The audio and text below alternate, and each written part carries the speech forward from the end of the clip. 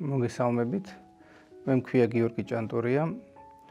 მუშაობ დაახლოებით 16 წელია ამ მიმართულებით, ვარ ფსიქოლოგი, ფსიქოანალიტიკოსი.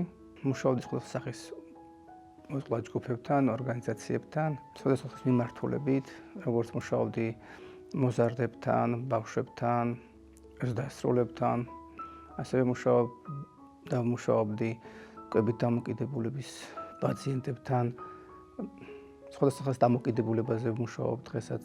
პრინციპი, რაც ქვია ფსიქოანალიტიკური ფსიქოთერაპიის მუშაობის, ეს არის ერთგვარად თავისუფალი ასოციაციები, რომელსაც პაციენტი მოდის, საუბრობს თავის შინაგან განწყობებზე, მდგომარეობებზე, იმ კონფლიქტებზე, რომელიც მას გააჩნია. ხდება ამ პროცესების ანალიზი, დამუშავება, რაც შემდგომ ხელს უწყობს ადამიანს იგრძნოს თავი ბევრად უკეთესად, ბევრად გაწონასწორებულად. ჩემი ღრმა რწმენით თერაპიული პროცესში პაციენტმა საკუთარი თავის შესახებ და საკუთარი შინაგანი სამყაროს შესახებ ძალიან ბევრი რამ იცის, უბრალოდ ხშირ შემთხვევაში ამ ცოდნასთან არ სურს ურთიერთობა, რადგან ის მისთვის შესაძლოა იყოს ძიმე ფსიქოაფექტური მდგომარეობის განმაპირობებელი ან უჭირს ამ პროცესების გადაფასება.